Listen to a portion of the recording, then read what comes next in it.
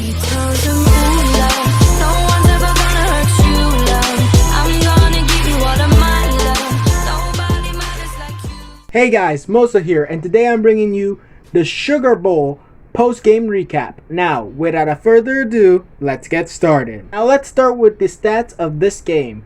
And the Sugar Bowl stats for Ohio State, we got Justin Fields, 28 passes thrown, 22 of them being completed, 385 yards, 6 touchdowns and only 1 interception. Unlike Trevor Lawrence, who had 48 passes, 33 being completed, 400 yards passing, 2 touchdowns and 1 interception, and his second loss in his college career. So he lost in the national championship last year to Joe Burrow. He lost his second game to Justin Fields here in the Sugar Bowl.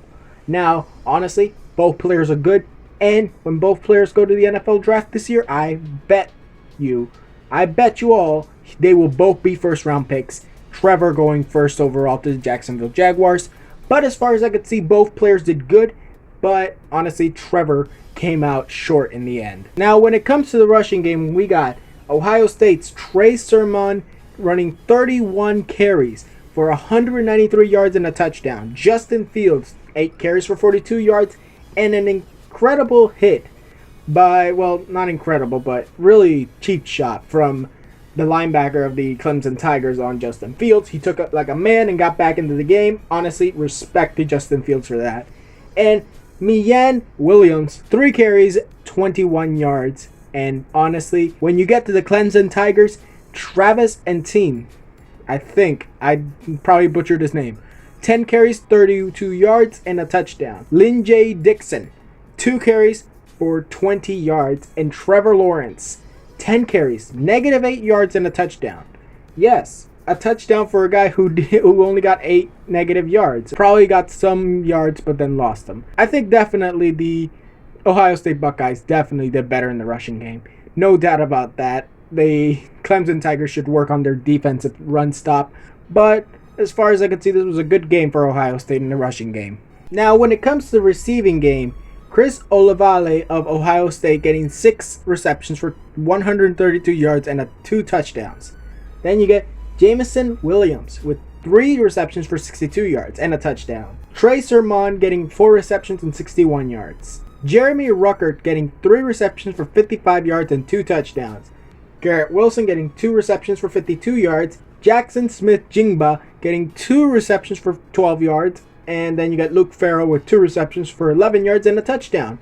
When you go to the Clemson Tigers, Cornell Powell, 8 receptions, 139 yards and 2 touchdowns. Travis Etienne getting 4 receptions, 64 yards. Amari Rodgers getting 8 receptions for 54 yards. E.J. Williams getting 5 receptions for 45 yards. Brandon Galloway getting 2 receptions for 38 yards. Davis Allen getting 2 receptions for 35 yards. Brandon Spector getting 2 receptions for 16 yards. Then Frank Ladson Jr. getting 1 reception for 9 yards. And Lyn-J Dixon getting 1 reception for no yards. But still, honestly, very good game for the passing game.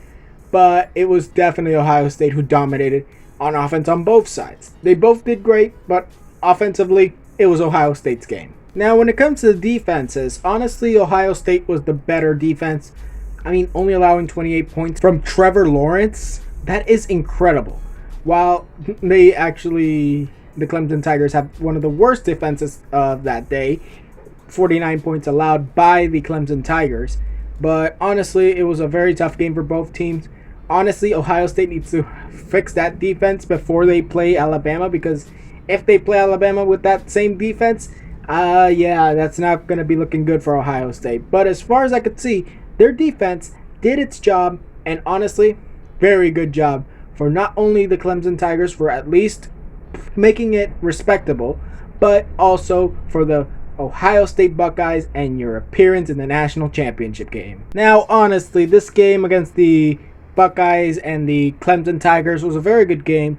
Very good offensive game, but defense lacking. Very lacking. So hopefully Ohio State gets it together, and they also get it together for the national championship game, because Alabama is going to come with full force, and that Heisman Trophy winner is very dangerous. So I suggest that the Ohio State Buckeyes improve their defense, because Even though they might score 40 points, imagine this: Alabama might score more than 40 points. Now that was it for this video. Tell me what you guys think in the comments below. Tweet me any video ideas. Also tell me down in the comments below what kind of videos ideas you want, and tell me what you think about this game. Also tell me who do you think will win the national championship. Tell me down in the comments below. Now, like this video if you liked it, subscribe and hit the notification if you want more videos, and I'll see you guys next time.